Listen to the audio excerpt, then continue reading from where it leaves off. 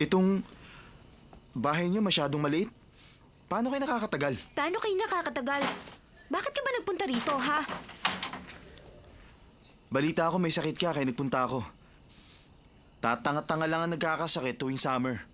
Gusto mo bang sipain kita palabas ng bahay, ha? Pasensya ka na, Master Daomeng siya. Hindi ko gaano naturuan ng magandang asal ang aking anak na yan. Paano naman niya sasaktan ng isang tao na wala namang dahilan? Nahihiya ako sa inyo dahil hindi naman alam ng aking anak ang kanyang ginagawa. Sige, halika na, Mr. Daomeng siya. Nakahanda na ang ating hapunan. Sige na, maupo ka na. Huwag kang mahihiya sa amin, ha? Ma, kawali ang pinukpok nyo. Aba, syempre, ano naman ang gusto mong gamitin ko? Pero mamantika yan. Isipin mo na lang na conditioner yan.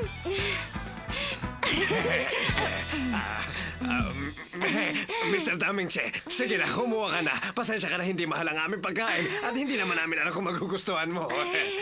Teka, ano ba tong isang to? Yan. Gulay. Oo, tama, gulay nga yan. Sa Sige, sige, palagay ko, tignan ang mo. iyong mama ay hindi nagluluto ng ganyang gulay. Tama ba ako? May tagaluto sa aming bahay kaya di nagluluto ang mama ko. Kaya naman pala.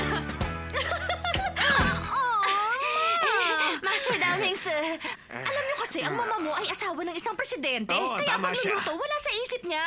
Sinisiguro na lamang niya na masustansya ang inyong kinakain. Yung Oo, sinasabi tama ng siya. mama mo ay hindi basta asawa ng isang presidente. Isa rin siyang presidente at wala siya sa Taiwan ngayon. Sa bahay, may katiwala kaming tumitingin sa lahat. Bakit hindi mo matawag na mamang yung mama?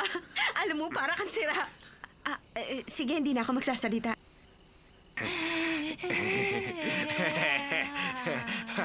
Kailangan mo ba ng katulong sa inyong bahay?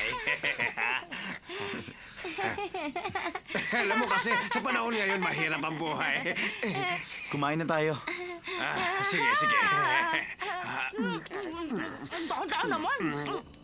Huwag ka maiiyak. Isipin mo, bahay mo rin ito. Hindi Ano ka masyadong ba? masarap. Masarap nga eh. Sarap. Sige, kumain ka pa. Hindi naman pala gaano magaspang ang ugali niya. Kahit na nga ba nanggaling siya sa mayamang Alam mo, pamilya. masarap din naman ang murang pagkain. Salamat sa masarap na hapunan. Kahit na malit ang bahay na ito, Oo. kahit na mas malaki ang bathtub ko sa mesang ito, Tama at sinabi kahit na mo. medyo kakaunti ang pinggan nyo kaysa sa amin, masarap naman ang pagkain. Salamat ulit. Tapos ka na ba? Teka lang, tapos ka na ba kumain? Opo, Kung ganun, nabusog ka ba? busog na nga. Aba, Oh, kumain ka marunong ba? palang gumalang ang kumag na ito. Mabaitin pala. Tumabi ka nga dyan. Bakit ka ba bumapato sa babae? Tumigil ka nga. Yan naman ang gusto mo, di ba? Humanda ka sa parusa. Huwag kang maniwala sa kanya. Nagpapanggap lang siyang mabait.